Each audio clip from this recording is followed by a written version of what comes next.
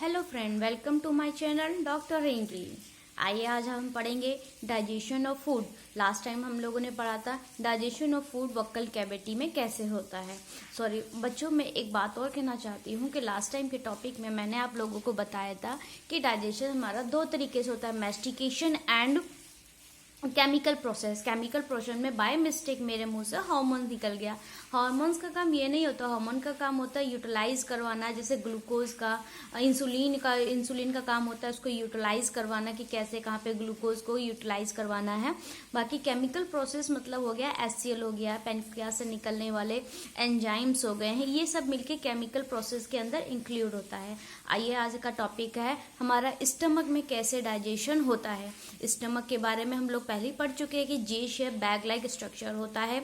इसके अंदर 4 पार्ट होते हैं, cardiac, fundus, body and pyloric. ठीक है, आज हम पढ़ेंगे डाइजेशन इन स्टमक कैसे होता है। बच्चों कुछ टॉपिक है जिनको मैंने पहले से ही रेडी करके रख रखा है, उस पर हम पहले थोड़ा सा पढ़ते हैं, उसके बाद हम लोग बुक NCERT बुक की रीडिंग करेंगे। आज का टॉपिक जैसे मैंने बताया था डाइजेशन इन द स्टमक। देखो बच्चों, डाइजेशन स्टमक में जो ग्लैंड होती है उसको हम गैस्ट्रिक ग्लैंड के नाम से भी जानते हैं और कार्डियक ग्लैंड के नाम से। ये कहाँ पर प्रेजेंट होती है? म्यूकोसा में। ठीक है बच्चों, ये म्यूकोसा में प्रेजेंट होती है। म्यूकोसा में एक नेक टाइप का ऐसे बना रहता है, ठीक है बच्चों, स्टमक में, जिसके अंदर से म्यूकस मतलब म्यूकस नेक सेल जो होती है वो क्या सिक्रीट करती है? म्यूकस, जो हमारे स्टमक को प्रोटेक्ट करती है फ्रॉम HCl से। फिर आता है पैप्टिक या फिर इसे चीफ सेल या फिर जैमोजन सेल कहते हैं। ये प्रो एंजाइम सिक्रीट करती है। प्रो एंजाइम मतलब बच्चों मतलब हो गया कि जैसे कि वो एक्टिव नहीं रहते हैं, प्रो मतलब वो बिना एक्टिव रहते हैं। प्रो एंजाइम कौन सा होता है? Pepsinogen and prorennin. इसको HCl एक्टिवेट करता है तो pepsinogen change into pepsin and prorennin change into rennin. फिर आता है ऑक्जेंटिक सेल, ऑक्जेंटिक या पैराइटल सेल इसका नाम होता है। ऑक्जेंटिक सेल का काम होता है HCl को सिक्रीट करना, जिसे हम गैस्ट्रिक एसिड भी नाम कहते हैं इसको। और इंट्रिंसिक फैक्टर हो जाएगा। इंट्रिंसिक फैक्टर होता है जो कि विटामिन B12 को एब्जॉर्ब करने में हेल्प करता है। नेक्स्ट हम पढ़ेंगे HCl का काम क्या होता है। ये हमारे पेट के अंदर जितने भी जर्म्स होते हैं उनको मार देता है। और मैंने आपको पहले ही बताया था जैसे कि प्रोरेनिन वाला, जैसे प्रोरेनिन, पेप्सिन जो इनएक्टिव एंजाइम होते हैं उनको एक्टिव करता है। और तीसरा काम होता है ये एसिडिक मीडियम प्रोवाइड करता है विच इज कॉल्ड 1.8। अब ध्यान रखना कि ये पेप्सिन कैसे काम करता है। जैसे हमारा प्रोटीन है, जैसे प्रोटीन के लिए कौन सी एंजाइम की जरूरत होती है? पेप्सिन, जो कौन से pH पे काम करता है? 1.8। तो ये प्रोटीन हमारा दो चीज में टूट जाता है, पेप्टोन एंड प्रोटीएज। ये पार्सली हाइड्रोलाइज्ड होते हैं प्रोटीन। ये पार्सली हाइड्रोलाइज्ड प्रोटीन होती है कहाँ पे? स्टमक में। और क्या कहते हैं ये इलियम में जाके फिर आगे जाके इनके प्रोसेस हम स्मॉल इंटेस्टाइन में हम आगे पढ़ते हैं। रेनिन मिल्क प्रोटीन होती है। मिल्क प्रोटीन में कौन सी प्रोटीन पाई जाती है बच्चों? कैसीन प्रोटीन पाई जाती है। और मिल्क प्रोटीन को डाइजेस्ट करने के लिए कौन सा एंजाइम चाहिए होता है? रेनिन। ये बच्चों के अंदर होता है। इसके अंदर क्या ये चेंज हो जाता है? कैल्शियम पैराकैसिनेट में चेंज हो जाता है। फिर दूसरा आता है काइमोसिन, भी इसमें लगता है जो कि एडल्ट में काम आता है। ये भी कैल्शियम पैराकैसिनेट ही बनाता है। फिर आता है इसमें क्या होता है कि हमारे स्टमक में स्मॉल अमाउंट में लाइपेज भी सिक्रीट करता है। ठीक है, लाइपेज भी सिक्रीट होता है, ध्यान रखना, लेकिन बहुत स्मॉल अमाउंट में। ठीक है, अगर हमारे स्टमक में पेप्टिक अल्सर होता है तो उसे हम उसका जो दर्द होता है ना उसको बाउस पॉइंट के नाम से जानते हैं। बस इसका इतना ही याद रख लेना कि पेप्टिक अल्सर का जो पेन लोकेटेड पॉइंट होता है उसे बाउस पॉइंट के नाम से कहते हैं। ठीक बच्चों, फिर हमने आपको बताया था कि सलाइवा जो होता है, सलाइवा के अंदर फूड पार्टिकल एडहेरेंट होते हैं, मिलके बॉलस बनाते हैं। ये बॉलस जाके फिर कहाँ पे आ जाता है? गैस्ट्रिक जूस में मिलके, और गैस्ट्रिक जूस में जैसे कि एक सीमेंट की एक चर्निंग मूवमेंट होता है इसमें, उसके अंदर ऐसे चर्निंग मूवमेंट होता है। चर्निंग मूवमेंट में ये सब दोनों मिक्स हो जाते हैं, जब ये चर्निंग मूवमेंट होता है तो ये काइम बन जाता है। काइम कहाँ पे बनता है बच्चों? स्टमक में। अब हम पढ़ेंगे कि स्मॉल इंटेस्टाइन में कैसे डाइजेशन होता है। डाइजेशन इन स्मॉल इंटेस्टाइन में बाइल जूस आता है। जैसे मैंने बताया था ना, कॉमन बाइल डक्ट जो कि ड्यूडेनम में खुलती है। तो ये क्या रिलीज करती है? Release by the gall bladder, मैं पहले ही बता चुकी हूँ। बाइल पिगमेंट होता है, बाइल के अंदर क्या होता है? बाइल पिगमेंट होता है, जो कि सिक्रीट कहाँ से होता है? हिपैटिक सेल से बताया था मैंने। फिर बाइल सोल्ट, बाइल के अंदर बाइल सोल्ट कौन सा होता है? Sodium ग्लाइकोकोलेट and sodium taurocholate. ये बच्चा याद रखना कि बाइल के अंदर सॉल्ट होता है, जो कि इसके दो नाम होते हैं, सोडियम ग्लाइकोकोलेट एंड सोडियम टोरोकोलेट। और बाइल के अंदर कोलेस्ट्रॉल एंड फॉस्फोलिपिड होता है। बाइल पिगमेंट में क्या आ जाएगा? Bilirubin and biliverdin. बस ये ध्यान रखना कि बाइल के अंदर कोई भी एंजाइम नहीं पाया जाता है। ये हो गया हमारा स्मॉल इंटेस्टाइन में डाइजेशन। ठीक है बच्चों, अब हम आगे पढ़ते हैं। अब बारी आ गई एनसीईआरटी की रीड करने की। हम लोगों ने अभी कौन कौन से मेन पॉइंट पढ़े उसको हम पढ़ते हैं। जैसे कि mucosa of stomach has gastric gland, मैंने आपको पहले ही बता दिया था। Gastric gland have 3 major type of cell, 3 type की सेल पाई जाती है। म्यूकस नेक सेल जो कि सिक्रीट करती है म्यूकस, पेप्टिक या फिर चीफ सेल और secrete the pro enzyme pepsinogen, and parietal and oxyntic cell which secrete HCl and intrinsic factor, जो कि फैक्टर जो एसेंशियल होता है एब्जॉर्प्शन ऑफ विटामिन B12। फिर आता है स्टमक हमारा जो फूड होता है ना, वो 4 से 5 घंटे तक स्टोर करके रखता है। फिर इस फूड को मिक्स करता है thoroughly with the acidic gastric juice of the stomach by the churning movement, जो मैं आपको बता चुकी हूँ। Churning movement of the muscular wall के थ्रू। और वो जो बनने के बाद हमारा चर्निंग मूवमेंट के बाद जो चीज मिक्स हो जाती है उसको हम क्या कहते हैं? काइम कहते हैं। प्रो एंजाइम जैसे कि पेप्सिनोजेन ऑन एक्सपोजर, जब इसका हाइड्रोक्लोरिक एसिड के साथ एक्सपोजर होता है तो ये कन्वर्ट हो जाता है एक्टिव एंजाइम। कौन सा एक्टिव एंजाइम? पेप्सिन। फिर आता है प्रोटियोलिटिक एंजाइम जो कि स्टमक में होता है, जो कि इनएक्टिव होता है। ठीक है। फिर आता है पैप्सिन कन्वर्ट होता है। अब मैंने बताया था कि प्रोटीन को तोड़ने के लिए कौन सा एंजाइम चाहिए होता है? Pepsin convert into protein. ठीक है। अब आता है पैप्सिन कन्वर्ट तो हो गया प्रोटीन में।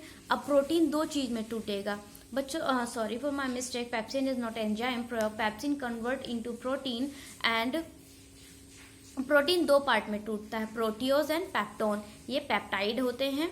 ठीक है। Mucus and bicarbonate present in the gastric juice में ध्यान रखना म्यूकस के साथ बाइकार्बोनेट भी प्रेजेंट होता है, जो कि बहुत इंपॉर्टेंट काम करते हैं लुब्रिकेशन का है, protection of the mucus epithelium form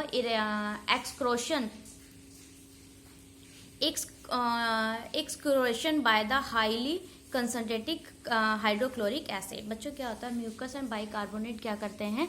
हम एसिड बहुत ही ज्यादा एसिडिक होता है, तो हमारी जो उसकी लेयर होती है ना, लेयर को छिलने से बचाने के लिए वहां पे म्यूकस की और बाइकार्बोनेट की लेयर बना देते हैं, जिससे हमारा स्टमक की जो वॉल होती है वो प्रोटेक्टेड रहती है।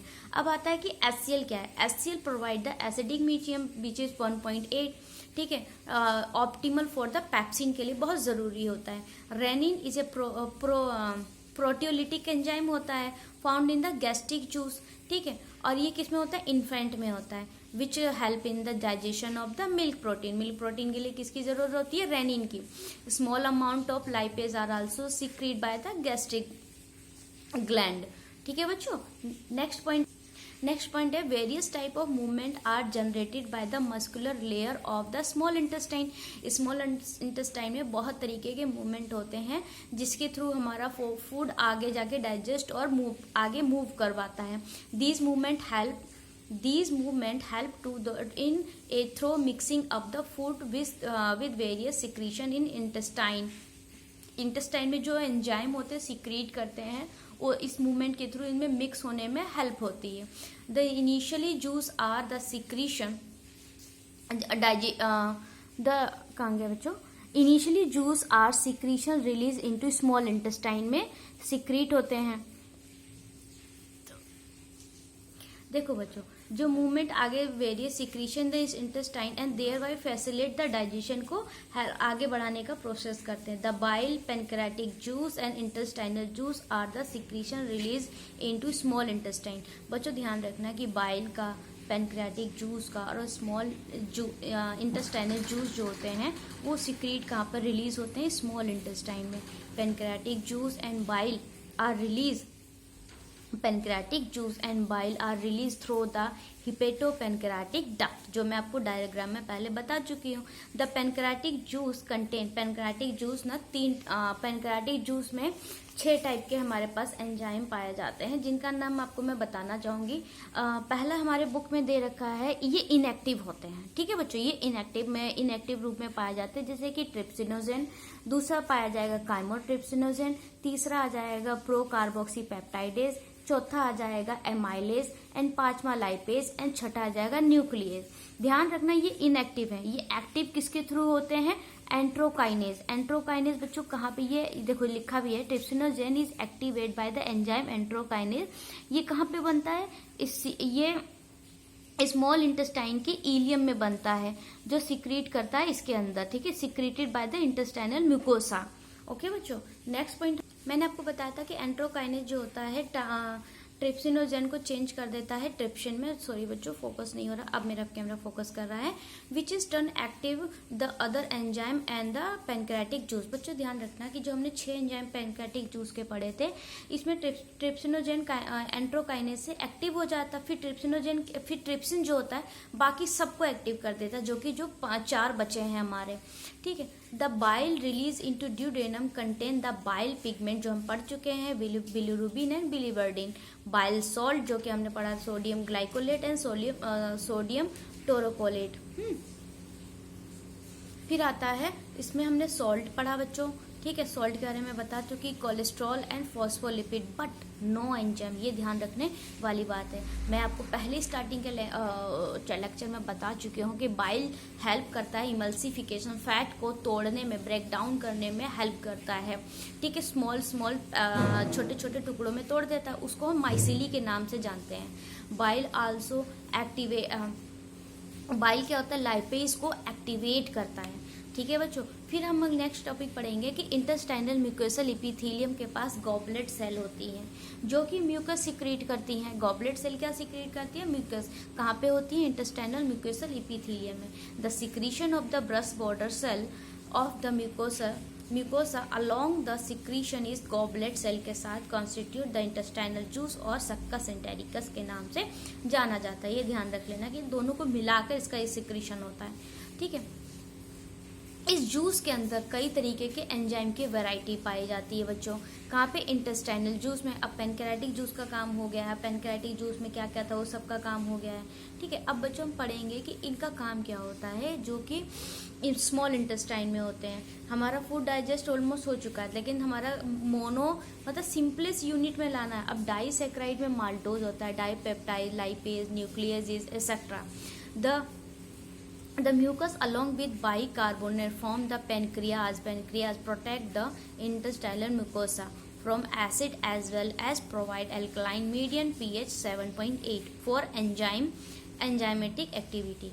Submucosal gland, मैंने आपको बताया था कि ड्यूडेनम में, पूरे इंटेस्टाइन में ड्यूडेनम एक ऐसी जगह है जहाँ पे सबम्यूकोसल में ग्लैंड पाई जाती है, जिसका नाम ब्रूनर ग्लैंड होती है, जो कि इसमें हेल्प करती है, ठीक है।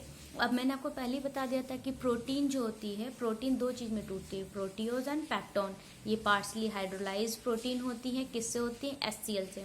इन the chyme reaching the intestine are act upon the proteolytic enzyme of pancreatic juice. अब पेनक्रियाटिक जूस इस पे काम करेंगे, जैसे कि प्रोटीन है, पेप्टोन है एंड प्रोटियोज है।